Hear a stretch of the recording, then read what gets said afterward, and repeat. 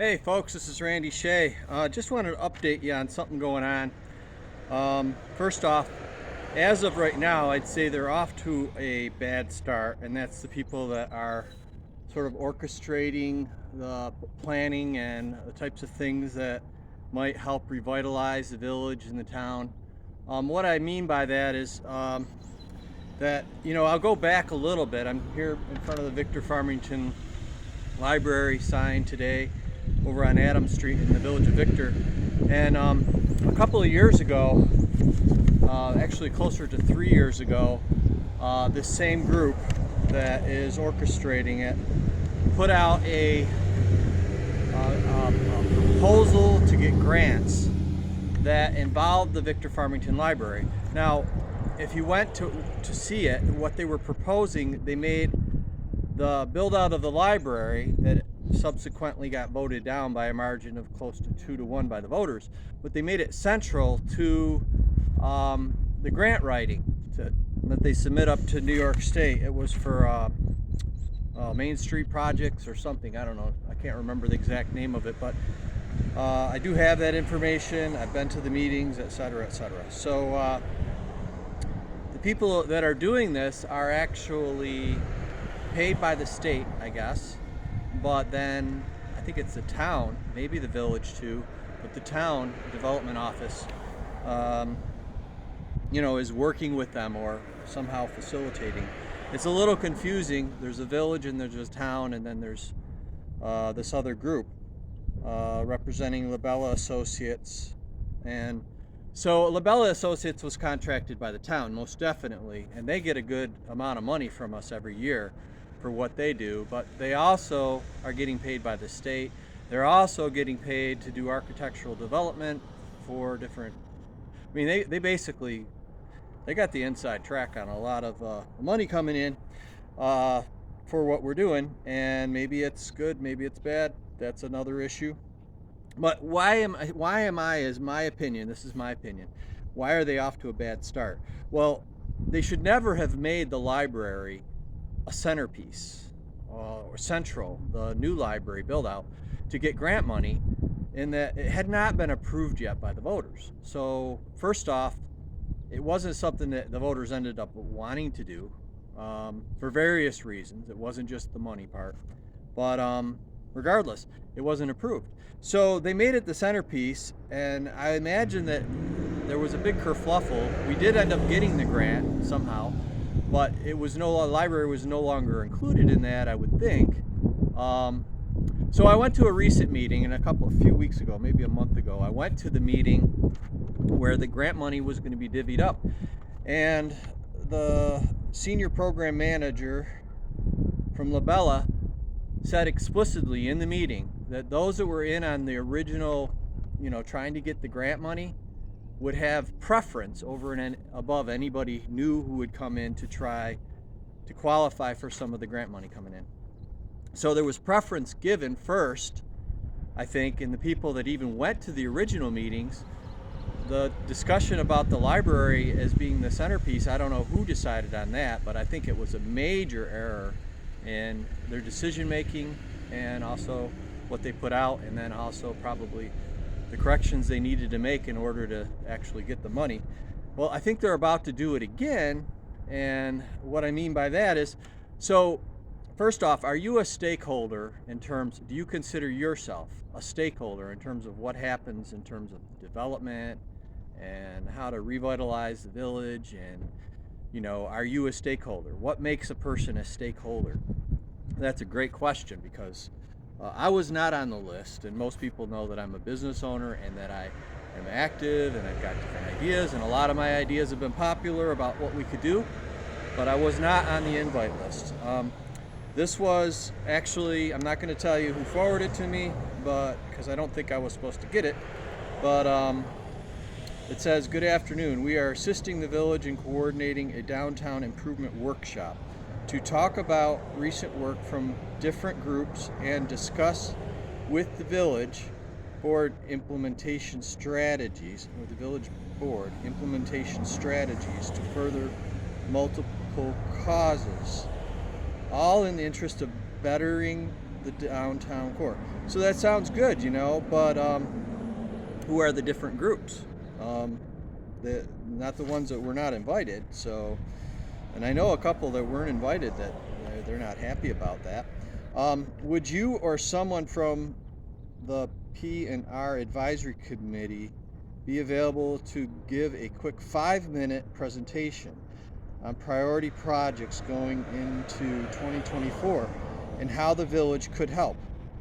So this is related to how the village could help, and it's a grant, and it's being facilitated by Labella Associates. Perhaps I know they're getting paid by the state. I don't know exactly that whole thing. They're getting paid by everybody. I mean, that's my impression. Well, anyway, on priority projects going into 2024 and how the village could help. We want to be sure that Parks and Recreation, okay, so this was forwarded to Parks and Recreation, is part of the conversation. If possible, we would like to hold the meeting next week on Monday, May 13th at 6 p.m. We know this is incredibly short notice, but we believe the New York State grant portal, known as the CFA, will be announced on that day. We want to have time for any potential resolutions or grant writing needed to pursue these suggestions from key stakeholders like yourself. I would greatly appreciate it if you could call me at my cell phone number below to discuss this. Thank you in advance. And it is Michael Coquay, Labella Associate Senior Program Manager. If you believe you are a stakeholder and you did not get this message, I guess I will give you his phone number, 585-287-9087. Please be respectful and polite. Like I said, they're off to a bad start, but that can't be turned around. And that's just my opinion. Maybe some people watching this will disagree, which is fine. The other thing is, I don't want to stop. I mean, if we can get some of the money that we pay to the state to come back to us in the way of grants, I don't want to pollute that. I don't want to stop that from happening. If it can help revitalize and bring some money into the stakeholders that will make this town and village a lot better place, absolutely 100%. I also don't expect anybody who was on the inside, who was on the original invite list, to actually even appreciate what I'm saying or come out in favor of what I'm saying and say, hey, thanks, Randy, good job. I don't expect that. I don't want that. I don't need it.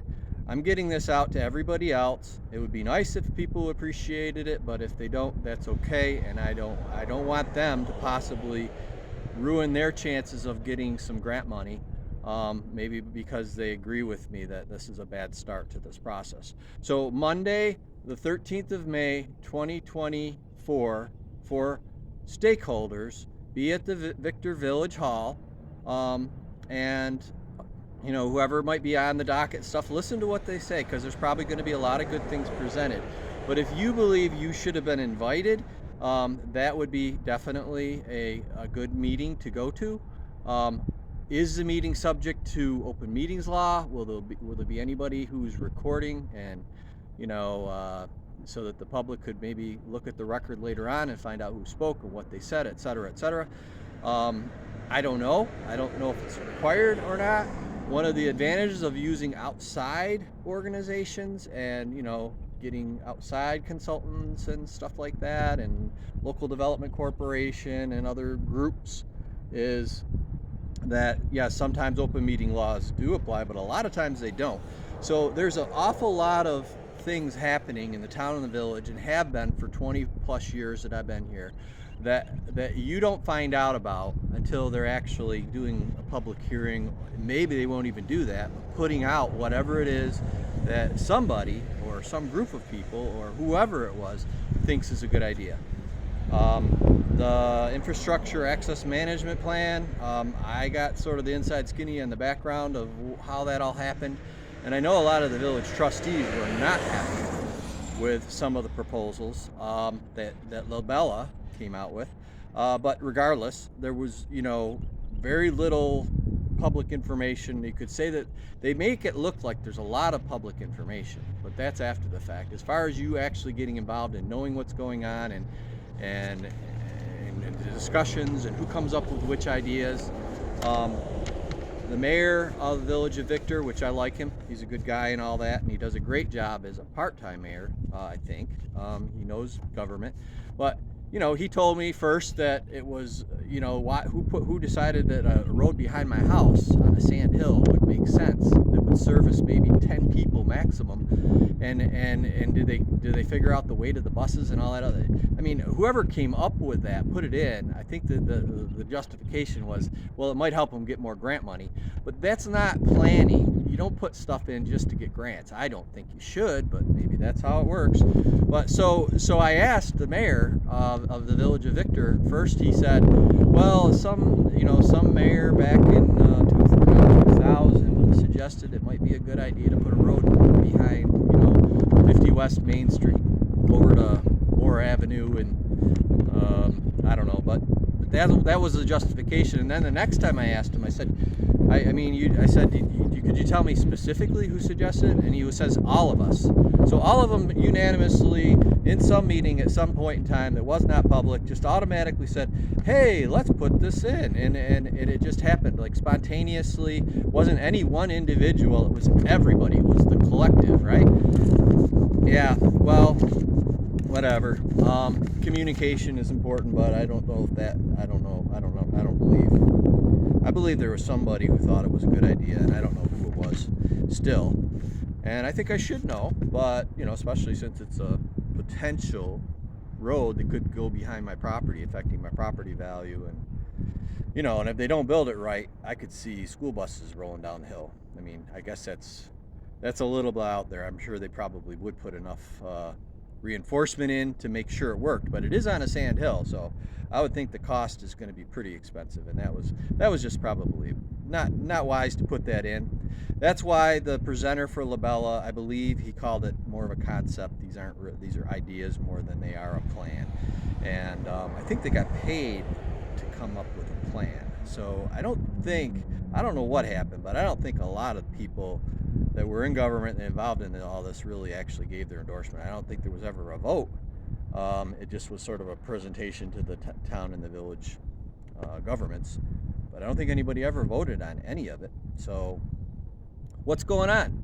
So I think they're off to a bad start, though. The 13th, May 13th, 2024, if you think you should be involved, if you believe you're a stakeholder in some way, shape, or form, and you want to get your voice heard by the people that are going to hopefully be getting grants for us, then it should be more of a public process, and that you shouldn't just be by invite only, in my opinion. And if you have to get on the list formally, I gave you the phone number, 585-287-9087. Michael Coquick. He may have a system of figuring out who should talk and who shouldn't talk and why and all that, but he's the person that is actually running this, I think, on behalf of the village, which also probably is on behalf of the town, which is all kind of convoluted as to how to explain it, but that's it. That you should be at that meeting. I probably will. I also separately was invited by somebody that wanted me to be there. They knew I was involved and active and stuff, and and so, by the way, this senior project manager, I was at the last meeting, so I don't know how I didn't get on the list. I know they have my email address, so yeah. So I mean, even if it's something that like my idea is something that I can't really control it in any way, but is to put a better bike rack in front of the Victor Farmington Library. If you look at it, just look at it, you can see why you would want to do that. Not just because there probably should be a bike rack there, but there's some jagged stakes sticking up and there's little kids going by. So, I mean, how much would that cost? I mean, we don't even need grant money. Somebody should fix that. And I put that out like last year in a very friendly, respectful way. I'm getting less friendly and respectful in the way I convey messages. And that's just, I don't know. I hope things change, and then my approach might be a little more friendly and respectful. Have a great day.